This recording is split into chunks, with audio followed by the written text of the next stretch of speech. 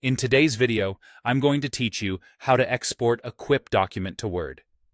If you've created something in Quip and need to share it with someone who uses Microsoft Word, or you just want a .docx copy for archiving, the process is quick and reliable.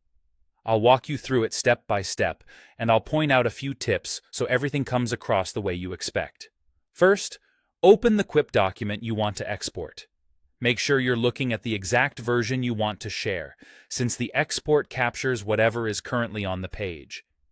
If you're working in a browser tab or the desktop app, it doesn't matter. The steps are the same. Next, go to the document menu at the top of the screen.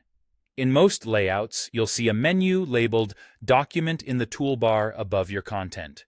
If your window is narrow, some options may be tucked behind a three-dot More button. Open that and look for Document there.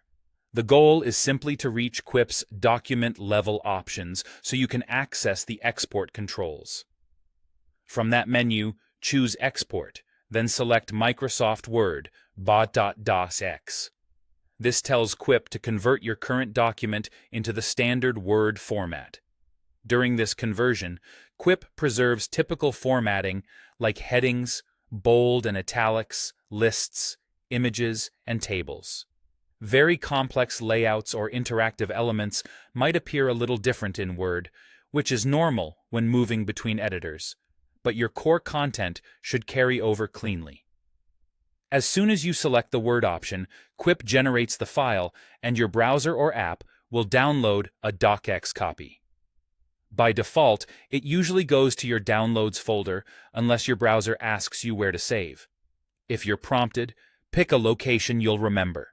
The file name will match your Quip document title, and you can rename it after it lands on your computer if you prefer. Once the download completes, you can open the .docx in Microsoft Word or any compatible editor, such as Google Docs, Apple Pages, or LibreOffice. If you're sharing the file, attach that .docx to an email or upload it to your preferred collaboration tool. And if something doesn't look quite right, remember that small formatting differences are common. A quick pass in Word can fine-tune spacing or styles. That's all there is to it. You've exported your Quip document to Word and created a shareable Docs version with just a couple of clicks.